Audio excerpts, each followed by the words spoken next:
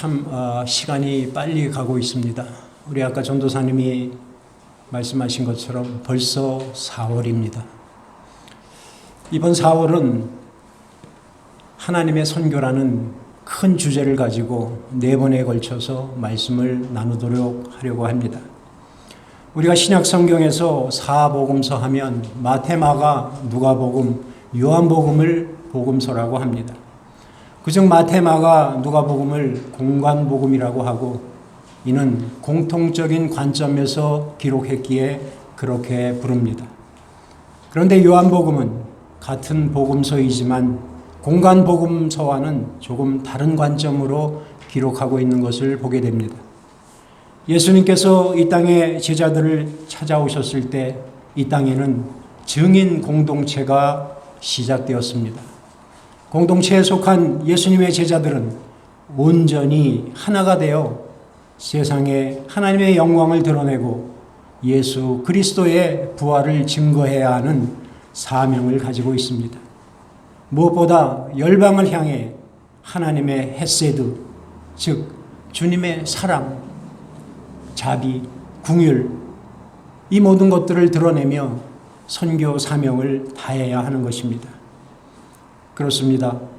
지금도 예수님께서는 우리를 하나님의 선교의 동역자로 우리를 부르고 계십니다. 그 부르심에 응답하기 위해서 우리는 먼저 가장 기초가 되는 우리의 신앙 고백을 해야 합니다. 예수님께서는 자신을 따르는 유대인들에게 이렇게 말씀하십니다. 진리를 알지니 진리가 너희를 자유롭게 하리라.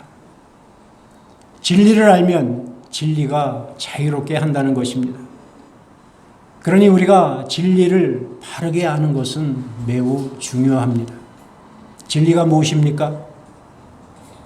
진리는 참된 도리, 논리의 법칙에 일치하는 지식이라고 말하고 있습니다. 하지만 예수님께서 말씀하시는 진리는 참된 도리, 논리의 법칙에 일치하는 지식을 말하지 않습니다.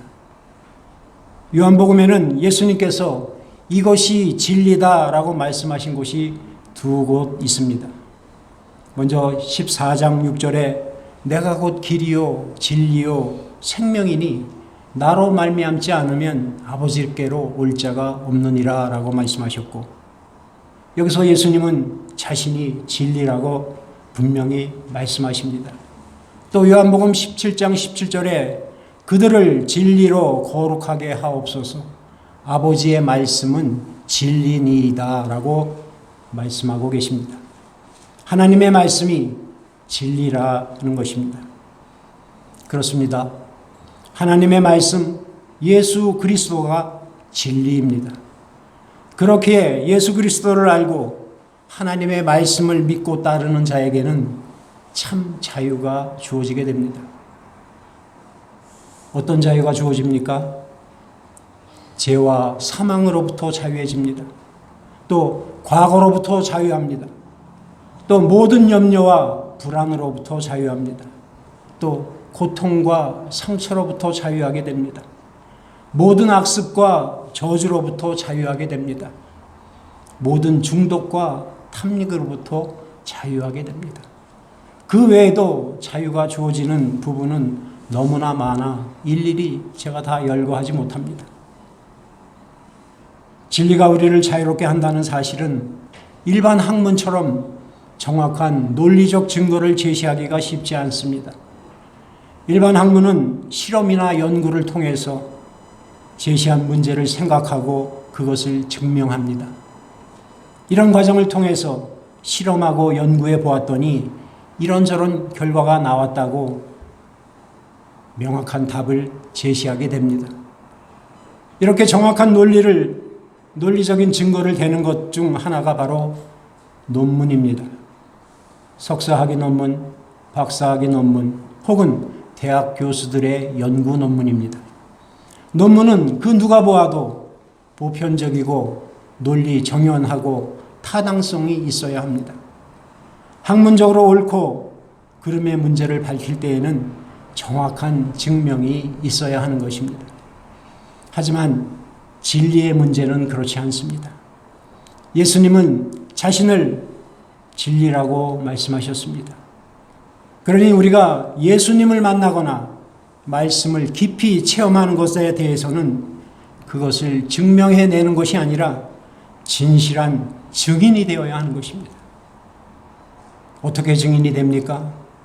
우리의 신앙 고백으로 증거해야 하는 것입니다. 다시 말해서 예수님을 만난 사람, 하나님의 말씀을 깊이 깨달은 사람이 제가 예수님을 만나보니 이러저러 했습니다 라고 깨닫게 되는 것입니다. 또 하나님의 말씀을 깊이 묵상하다 보니 제가 진리를 깨달았습니다 라고 고백하는 것입니다. 그렇게 고백하는 사람이 하나둘 모여서 교회를 이루고 증인 공동체를 이루어 가게 되는 것입니다. 그런 면에서 오늘 본문은 예수님을 만나서 회심한 제자들의 신앙 고백 이야기입니다. 오늘 본문을 깊이 읽고 묵상해 보신 분이라면 이 말씀이 다른 복음서와 조금 다르게 기록되었기에 조금 곤란을 느꼈거나 이게 뭐지? 하면서 의아해 하셨을 것입니다. 공관복음서에는 예수님이 제자를 부르는 사건을 이렇게 기록하고 있습니다. 복음서 중에 가장 먼저 기록된 마가복음 1장 16절 20절을 제가 봉독해 드리겠습니다. 갈릴리 해변으로 지나가시다가 시몬과 그 형제 안드레가 바다에 금을 던지는 것을 보시니 그들은 어부라. 예수께서 이르시되 나를 따라오라. 내가 너희로 사람을 낚는 어부가 되게 하리라 하시니 곧 그물을 버려두고 따르니라. 또 마태복음에도 누가복음에도 예수님이 시몬과 안드레 또 야고보와 요한을 불렀더니 그들이 배와 그물을 버려두고 예수님을 따랐다고 기록하고 있습니다. 하지만 오늘 요한복음에서는 각기 다른 방법으로 예수님의 제자가 되었다고 기록하고 있습니다. 공관복음서에서는 제자들을 어떤 직무로 부르셨다고 볼 수 있습니다. 그러나 요한복음서에서는 제자들의 신앙 고백을 통해서 그들을 부르셨다고 볼 수 있는 것입니다. 그러니 오늘 본문을 보실 때 제자들의 신앙 고백의 관점에서 오늘 본문을 보시면 말씀을 이해하시기가 훨씬 수월하실 것입니다. 오늘 저와 여러분이 교독한 본문에는 예수님의 제자 4명의 신앙 고백 이야기가 나옵니다. 그들이 어떻게 회심을 했는가 간단하게 살펴보면 오늘 본문 35절에서 40절에는 요한과 안드레의 신앙 고백이 나옵니다. 이 두 제자는 원래 세례 요한의 제자였습니다. 세례 요한이 예수님이 걸어가시는 것을 보고 하나님의 어린 양이로다 라고 하자 그들은 주저함 없이 세례 요한을 버려두고 예수님께로 달려갔습니다. 그리고 예수님이 머무신 처소에 함께 머물며 예수님이 메시아이심을 확신하게 됩니다. 여기서 두 제자 중 한 사람은 안드레라고 밝혔고 다른 한 사람의 이름은 기록하지 않았지만 문맥상 우리는 요한복음을 기록한 사도 요한이라는 것을 알 수 있습니다. 또 41절에는 베드로의 이야기가 나옵니다. 시몬 베드로는 동생 안드레의 전도를 받아서 예수님께로 가게 되었고 예수님을 믿었습니다. 예수님은 자신에게 오는 시몬에게 이렇게 말씀하십니다. 내가 요한의 아들 시몬이니 장차 게바라 하리라. 게바는 베드로입니다. 베드로는 후에 우리가 잘 아는 아주 유명한 신앙 고백을 합니다. 주는 그리스도시요 살아계신 하나님의 아들이시니이다. 또 43절 44절에는 빌립의 신앙 고백 이야기가 나옵니다. 빌립은 예수님께 직접 전도를 받고 회심을 하게 됩니다. 그리고 45절 51절에는 나다나엘의 신앙 고백 이야기입니다. 나다나엘의 본명은 바돌로메이고 예수님의 제자입니다. 나다나엘의 회심 이야기는 조금 흥미롭습니다. 예수님께서 직접 부름을 받은 빌립이 나다나엘을 찾아가 자신이 만난 예수님을 45절에 이렇게 소개합니다. 빌립이 나다나엘을 찾아 이르되 모세가 율법에 기록하였고 여러 선지자가 기록한 그 일을 우리가 만났으니 요셉의 아들 나사렛 예수니라. 여러분, 예수님을 이보다 더 확실하게 소개할 수 있을까요? 여러분 같으면 뭐라고 예수님을 소개하시겠습니까? 모세오경에 기록된 메시아, 선지자들이 예언한 메시아를 우리가 만났으니 그분이 바로 나사렛 출신 예수라는 것입니다. 그래서 내가 메시아를 만났다라고 한 것입니다. 이 말을 들은 나다나엘은 콧방귀를 끼며 무시했습니다. 헤이, 나사렛에서 무슨 선한 것이 날 수 있느냐? 야, 말도 안 되는 소리 하지 말라나? 이것입니다. 나다나엘은 상당한 성경 지식을 가지고 있었습니다. 그래서 메시아는 베들레헴에서 나실 것을 이미 알고 있었습니다. 그리고 당시 사람들이 나사렛을 평가할 때 그들은 이방인과 교육을 하는 사람들이었고 교양도 부족하고 표준말이 아닌 지방 사투리를 사용했기에 나사렛 사람들을 멸시하는 풍조가 있었습니다. 그러니 성경의 기준으로도 또 현실을 보더라도 나사렛에서 메시아가 나온다는 것은 있을 수가 없는 이야기였습니다. 그래서 나사렛에서 무슨 선한 것이 날 수 있느냐라는 편견을 가지고 빌립에게 말한 것입니다. 요즘으로 말하자면 흙수저, 금수저, 또 부자와 가난한 사람, 또 도시와 시골, 지방색을 논하는 논쟁과 같습니다. 하지만 빌립은 포기하지 않고 나다나엘에게 확신에 차서 한마디 더 합니다. 와서 보라. Come and see. 요한복음에는 와서 보라는 말씀이 딱 3번 나옵니다. 오늘 본문 39절에 예수님께서 두 제자에게 와서 보라라고 하셨고 또 46절에 빌립이 나다나엘에게 와서 보라라고 했습니다. 그리고 요한복음 4장 28절 29절에 영원히 목마르지 않는 영생을 얻은 수가성 여인이 물동이를 버려두고 동네로 들어가서 사람들에게 와서 보라라고 외쳤습니다. 여기서 우리가 알 수 있는 것은 진실은 긴 설명이 필요 없다는 것입니다. 그저 와서 보라라고 하면 되는 것입니다. 그러나 거짓일수록 설명이 필요하고 길게 늘어지게 되는 것입니다. 예수님이 메시아이심을 확실하기에 설명도 없이 그저 와서 보라 라고 하면 충분한 것입니다. 그래서 예수님도 빌립도 수가성 여인도 와서 보라. 와서 내가 보고 내가 직접 체험해 보라는 것입니다. 빌립에게 와서 보라는 말을 들은 나다나엘은 빌립과 함께 예수님이 계신 곳으로 갑니다. 예수님은 자신을 향해 오는 나다나엘을 보고 그와 대화를 시작하기도 전에 이미 그가 어떤 사람인 것을 말씀합니다. 47절입니다. 보라, 이는 참으로 이스라엘 사람이라 그 속에 간사한 것이 없도다. 이는 야곱을 빗대어 하는 말씀입니다. 자신에 대하여 말씀하시는 예수님에게 나다나엘이 이렇게 묻습니다. 어떻게 나를 아십니까? 예수님이 대답합니다. 빌립이 너를 부르기 전에 내가 무화과 나무 밑에서 있는 것을 내가 보았노라. 예수님은 나다나엘이 예수를 만나기 직전 무화과 나무 아래 있었고 거기서 메시아를 기다렸다는 사실을 정확하게 지적한 것입니다. 여기서 우리는 예수님의 신성을 볼 수 있습니다.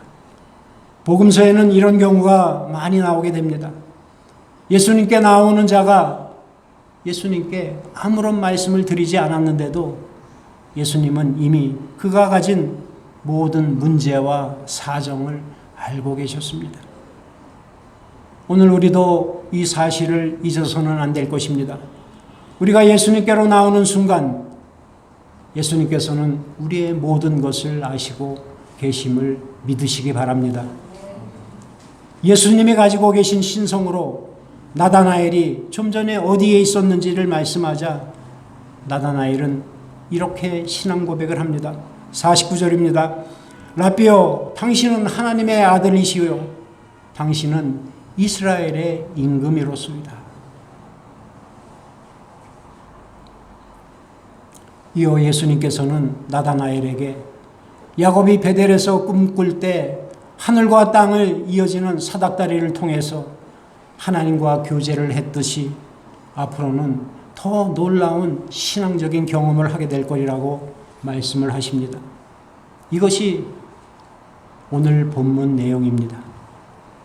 오늘 본문에서 신앙 고백을 한 제자 4명은 모두 회심을 했고 예수님의 제자가 되었습니다. 그리고 그들은 하나님 나라를 위해 많은 흔적들을 남기고 하늘나라로 갔습니다.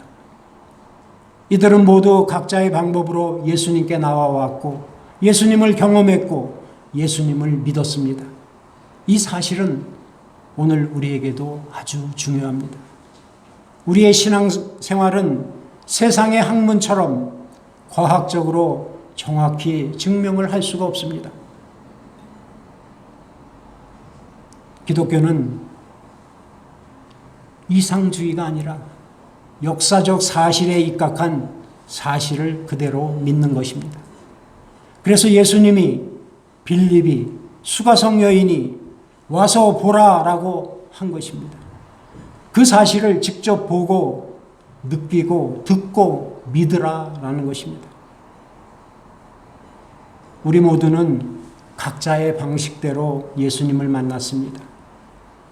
그리고 우리 각자가 예수님을 만난 사람들로서 분명한 신앙 고백을 가지고 있을 것입니다. 우리가 앵무새처럼 매번 뇌이는 사도신경을 말하는 것이 아닙니다. 나의 신앙 고백이 무엇인지 한번 돌아보시기를 바랍니다. 성경에는 하나님을 만난 사람들이 자신의 경험을 바탕으로 진실한 신앙 고백을 한 곳이 몇 군데 있습니다. 대표적인 몇 구절을 제가 오늘 소개해 드리겠습니다. 예수님과 하나님을 체험하고 난 후 사도 요한은 요한일서 1장 1절에 이렇게 고백합니다. 태초부터 있는 생명의 말씀에 관하여는 우리가 들은 바요, 눈으로 본 바요, 자세히 보고 우리의 손으로 만진 바라. 또 욥은 욥기 42장 5절에 내가 죽게 대하여 귀로 듣기만 하였사오니 이제는 눈으로 주를 배움나이다 라고 고백합니다. 다윗은 시편 34편 8절에 너희는 여호와의 선하심을 맛보아 알지어다. 그에게는 피하는 자가 복이 있도다. 여호와를 맛보며 그분이 얼마나 감미로우신지를 알고 그분을 신뢰하는 자는 행복 속에서 살아간다는 말씀입니다. 그런가 하면 하나님의 말씀을 깊이 경험한 다윗은 시편 119편 103절에 주의 말씀에 맛이 내게 어찌 그리 단지요 내 입에 꿀보다 더 다나이다 라고 고백하고 있는 것을 볼 수 있습니다. 그렇다면 여러분들은 무엇라고 신앙 고백을 하시겠습니까? 바라기는 저와 여러분 모두가 베드로의 고백처럼 주는 그리스도시요 살아계신 하나님의 아들이시니이다 라고 고백하게 되시기를 바랍니다. 오늘 요한, 안드레, 베드로, 빌립, 나다나엘이 한 이 고백이 바로 우리의 신앙 고백이 되기를 원합니다. 이 신앙 고백은 우리의 삶에 있어서 올바른 방향을 설정해주고 올바른 결정을 내려주게 됩니다. 그리고 올바른 생각을 갖게 하고 올바른 행동을 하게 합니다. 하나님의 아들이신 예수 그리스도께서 유월절 어린 양으로 피를 흘리셨습니다. 그분은 구약의 예언대로 메시아로 이 땅에 오셔서 바로 우리의 죄를 대신 짊어지고 죽으신 속죄의 어린 양이십니다. 왜 그렇게 하셨습니까? 내 죄 때문에, 우리의 죄 때문에. 그래서 우리는 그분이 우리의 죄 때문에 돌아가셨기 때문에 우리는 그분을 사랑하고 그분의 말씀에 순종하고 그분을 따르며 살아야 하는 것입니다. 예수님은 구약 성경에서 이야기하듯이 선지자와 모세를 통해서 약속하신 분이십니다. 그 약속하신 분이 지금 우리를 부르러 오셨습니다. 그렇습니다. 우리는 그 부르심에 따라 우리의 구주 되시는 예수 그리스도를 나의 주로 고백하고 순종하여 그분을 따라 살아야 합니다. 이것이 바로 우리들의 참 신앙 고백이 되어야 할 것입니다. 오늘은 신앙 고백에 대하여 말씀을 나누었습니다. 다시 말해서 하나님의 말씀을, 예수 그리스도의 메시아 되심을 우리가 어떻게 믿고 어떻게 체험하며 그것을 어떻게 증명하는 신앙 고백을 할 수 있느냐 하는 것을 말씀 나누었습니다. 여기에는 통일된 방법은 없습니다. 그저 와서 보고 맛보아 알아야 하는 것입니다. 우리는 지금 사순절을 지내고 있습니다. 사순절 기간 동안 우리 전도사님이 매일매일 한 구절씩 올려주시는 복음서의 말씀을 가까이 하시고 또 자기 성찰의 기간을 통해서 나의 믿음을 굳건하게 하시기를 바랍니다. 이제 다음 주는 우리 종료주일로 또 이어서 고난주간이 시작됩니다. 이 기간 우리의 신앙 고백을 통해서 와서 보고 맛보아 알아가는 귀중한 시간들이 되시기를 바랍니다. 그래서 우리 모두가 진정한 참 신앙 고백을 하는 사람들이 되어서 하나님의 부르심에 응답하고 말씀에 순종하여 하나님의 선교에 동참하는 저와 여러분이 되시기를 주님의 이름으로 축복하며 기도합니다.